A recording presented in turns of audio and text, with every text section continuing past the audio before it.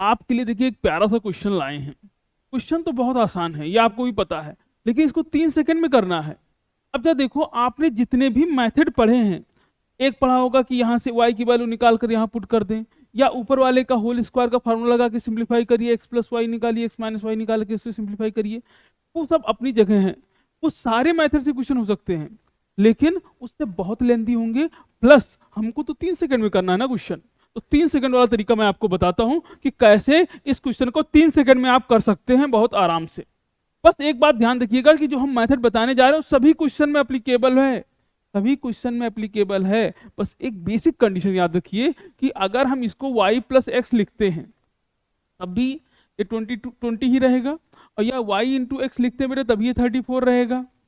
यानी अगर मैं इसको उल्टा लिखूं तब भी ये आंसर आ रहा है ना, वही चीज है, क्वेश्चन में चेंज नहीं आया।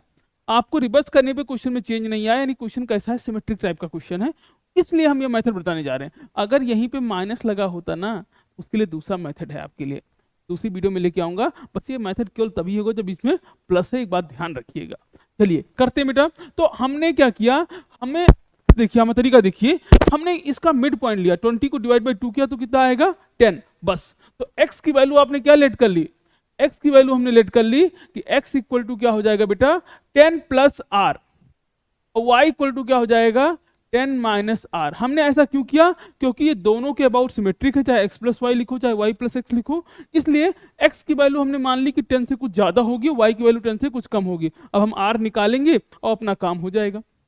ठीक, अब जरा देखिए, हमें पता क्या है कि x इंटू वाई कितना दे रखा है, तो x इंटू वाई आपको दे रखा है 34। x की वैल्यू कितनी है बेटा, x की वैल्यू है 10 प्लस आर, और y की वैल्यू कितनी है 10 माइनस आर, इक्वल टू कितना है 34। अगर आपको याद है तो फॉर्मूला क्या है, लिखा है a plus B A minus B, इसको क्या लिख सकते हैं आप, a square minus B square. तो a का स्क्वायर 10 का स्क्वायर कितना हो जाएगा बेटा, तो 10 का स्क्वायर 100। आप चाहो तो फॉर्मूला लिख दीजिए कि 10 का स्क्वायर माइनस आर का स्क्वायर इक्वल टू 34। 10 का स्क्वायर कितना हो जाएगा 100 minus R square equal to हो गया 34। बेटा 34 को इधर ले आइए, तो 100 माइनस 34 इक्वल टू कितना हो जाएगा बेटा आर स्क्वायर, तो आपके पास आ गया 66 इक्वल टू आर स्क्वायर। अब जरा देखिए, हम इसको क्या लिख सकते हैं, तो स्क्वायर हटाएंगे तो क्या हो जाएगा, रूट आ जाएगा बेटा, तो 66 पे आ गया रूट। और आप चूंकि पता है कि जब भी कोई चीज स्क्वायर हटता है तो उसमें दोनों आता है, यानी प्लस माइनस 66, ये प्लस का भी 66 है और माइनस का भी 66 है। ठीक है, अब जरा देखिए हम क्या कर रहे हैं बेटा, इस वैल्यू को उठा के x में पुट कर दीजिए, तो x की जो वैल्यू आ जाएगी, यानी जो हमारा x आएगा वो कितना आ गया, x equal to 10 plus root के अंदर 66, और जो y की वैल्यू आएगी वो क्या आ जाएगी 10 माइनस रूट के अंदर 66। यकीन मानिए आप किसी भी मेथड से करेंगे इतना जल्दी इसको नहीं निकाल पाएंगे, पहली बात। दूसरा, ये सोल्यूशन आपके मेथड से आने में बहुत टाइम लगेगा, फैक्टराइज नहीं कर पाएंगे आप। अगर आप फैक्टराइज से करते हैं तो फैक्टराइज करने में बहुत दिक्कत होगी। ठीक, तो बहुत ही प्यारा सा, बहुत ही बेस्ट मेथड है इस तरह के क्वेश्चन के लिए।